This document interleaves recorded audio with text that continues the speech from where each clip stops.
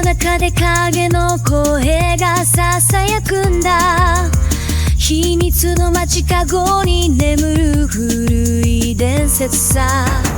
明かされぬ砂塵の謎が呼び覚まされ、闇に消える証拠が夜を包む。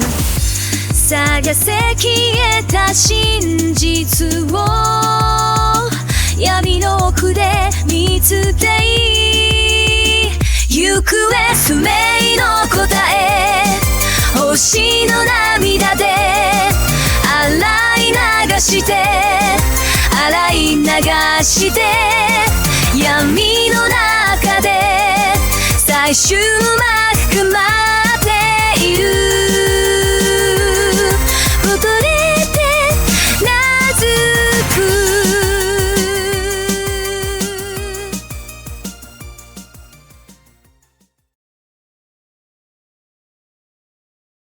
The scene opens with Kazuko Tetsuya, a seasoned traveler, standing at the threshold of the Mythlands. This is a place beyond mortal comprehension, a world where creatures of legend roam, and reality bends at the will of the ancient forces. The Mythlands are forbidden to humans, but Kazuko, a man driven by a thirst for adventure and knowledge, has entered. Kazuko sits down at the base of a mountain, the distant silhouette of Mount Suijin looming over him.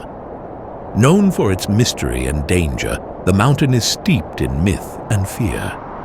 No one dares to venture there, for it is said to house a dragon god, or, some whisper, the darkest magic that could bring forth an era of destruction.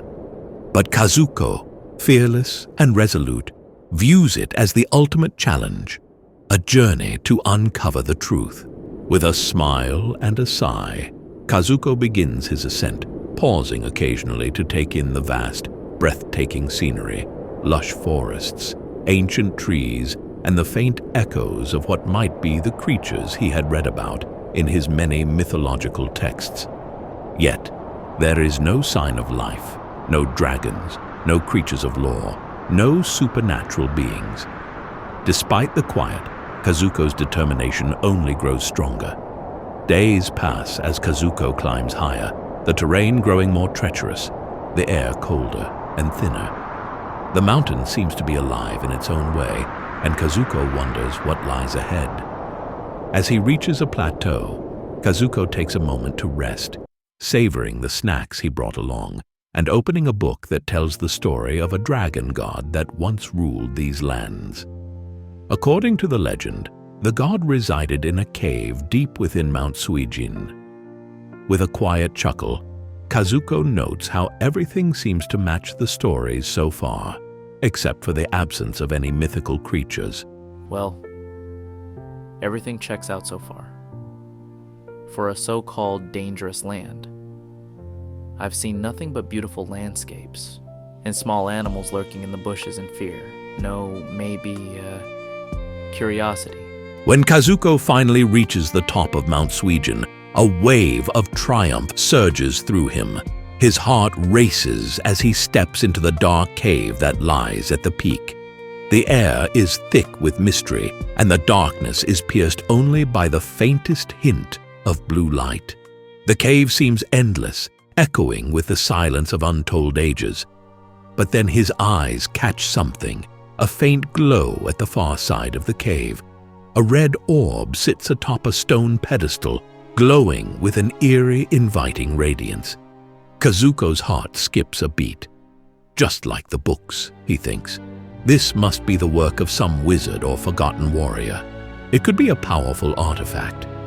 His fingers itch with excitement, and he moves toward the orb, but as he approaches, the temperature of the cave rises sharply.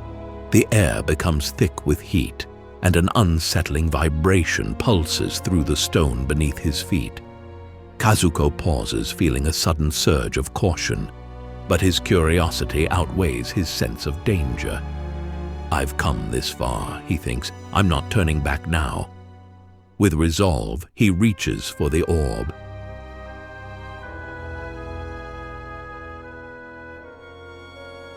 The moment his fingers make contact, a violent burst of blue flame erupts from the stone, engulfing him in searing heat. Kazuko gasps as the flames scorch his skin, the pain overwhelming, his body writhing in agony as if the very fire of the mountain is tearing him apart. For a moment, it feels as though his soul itself is burning away. Then, just as quickly as it began, the flames vanish.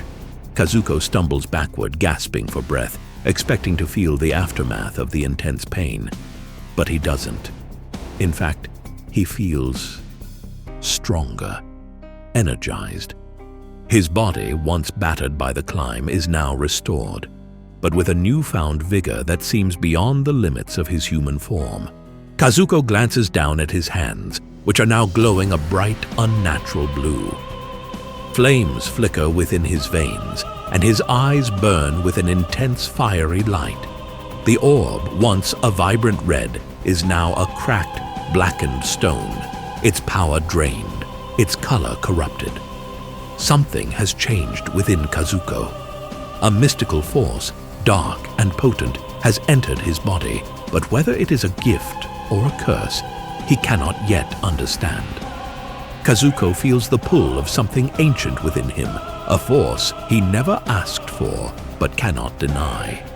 His thoughts race, caught between the overwhelming power now coursing through him and the mystery of the orb. What have I unleashed? He wonders. What am I now? As he stands in the darkened cave, his body crackling with newfound energy, Kazuko's mind is flooded with questions. The mountain, the orb, the dragon god, all of it leads to this moment. But what will it mean for him? And more importantly, what lies beyond the mythic stories he once only read about? In the shadows of Mount Suijin, Kazuko Tetsuya realizes his journey has only just begun. The mythic forces are no longer just stories to him. They are now his reality. But whether that reality will be one of salvation or destruction remains to be seen. The shadow of the moonlight, the howl that pierces night, the spirit of a legend, boundless in its fight. I am the voice of thunder that echoes in the void. When silence turns to fury, my wrath is unalloyed.